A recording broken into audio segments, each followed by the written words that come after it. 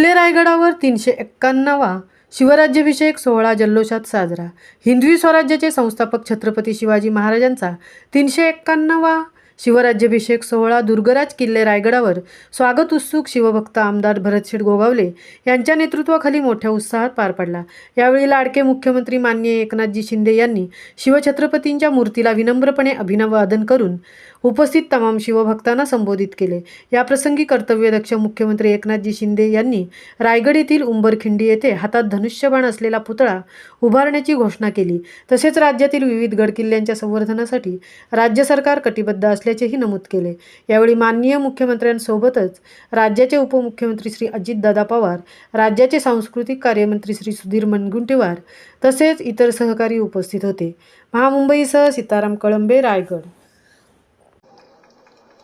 आज या कार्यक्रमाला अजितदादा आहेत, सुधीर भाऊ आहेत, उदय सामने आहेत, तटकरे आपले सुनील तटकरे जी आहेत, भरत गोगावले, आपले आमदार संजय गायकवाड, आमदार महेंद्र तोरवे आणि या समितीचे अध्यक्ष सर्वजण, आपले आदिती तटकरे आणि अनिकेत तटकरे, सर्व लोकप्रतिनिधी या ठिकाणी उपस्थित आहेत आणि पत्रकारही आहेत। मी आपल्या सगळ्यांना एवढंच सांगेन, हे राज्य शिवछत्रपतींच्या आदर्शावर चालणारे राज्य आहे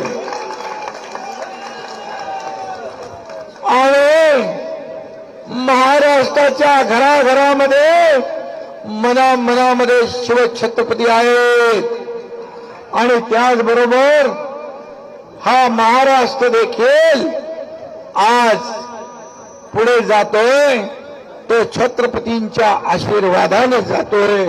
आशीर्वादाने हे सरकार काम करतंय। स्वराज्य हा शब्द छत्रपती शिवाजी महाराजांनी सर्वप्रथम 1645 साली एका पत्रात वापरला। या एका शब्दाने मराठ्यांना मोगलांशी लढण्याची स्फूर्ती दिली, ताकद दिली आणि याच स्वराज्य शब्दाचा वापर पुढे लोकमान्य टिळकांनी ब्रिटिश सत्तेला घालवण्यासाठी वापरला।